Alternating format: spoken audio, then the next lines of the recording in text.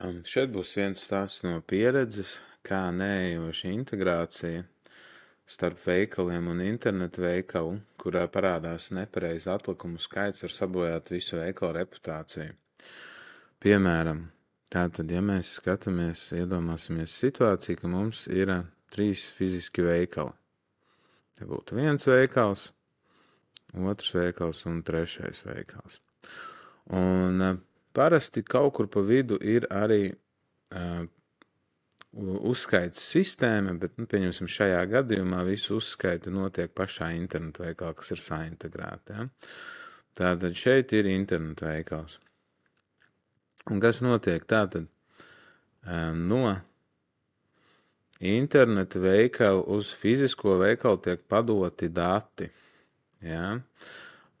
Dati tiek padoti, ja kāds ir veicis pirkumu. Pieņemsim, šeit atnāk klients, viņš veic pirkumu, ja, un automātiski internetu veiklā šeit ir jāsamazinās stokam. Tātad -1, pieņemsim, tur ir 3 lietus sargi, tagad ir 2 lietus sargi.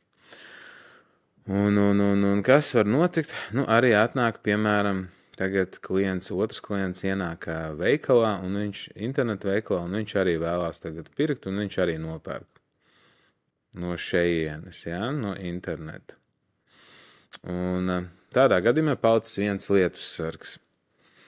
Un kas var notikt? Var citreiz, mūsu pieredzē bija tāda situācija, kad pieņemsim cilvēks, šeit uzskaitās stoku, un no šejienes atnāk vēl viens cilvēks, un viņš arī nopērk lietus sargu, ja, no šejienes. Un vajadzētu noņemties internetu veiklā stokam parādīties, bet tas nenotiek. Un kas šeit notiek? Šeit atnāk vēl viens cilvēks, un viņš veic pirkumu, tātad sanāk, šeit ir -1 un šeit ir -1. Un ir viens mīnusā lietus sargs, ja? Un kas notiek tālāk? Tālāk notiek tā, ka cilvēks šeit ir nopircis, viņš ir saņēmis paziņojumu, nāciet uz veikalu, saņemiet savu lietus sargu, cilvēks aiziet no šejienes uz kādu no šiem veikaliem, pieņemsim šeit, un pārdevējs viņam pasaka, nav mums lietus sargi, ja? Un tādā veidā, kas notiek? Loģiski cilvēks būs ļoti dusmīgs, viņš nopirka, viņam teica ierodies, un reāli lietus sarga nav. Un tāpēc jābūt ļoti uzmanīgiem ar integrācijām, un vienmēr jāpārliecinās, lai tās strādā, un tām ir jābūt testētām. Un šis ir tāds viens case, un ja iedomāsimies, tagad ir ļoti daudz pirkumi, un cilvēkiem rodās šī situācija, tad cik daudz negatīvas atsauksmes vien var saņemt par šo, un iznīcināt varbūt gadiem taisītu reputāciju. Tā kā, jā.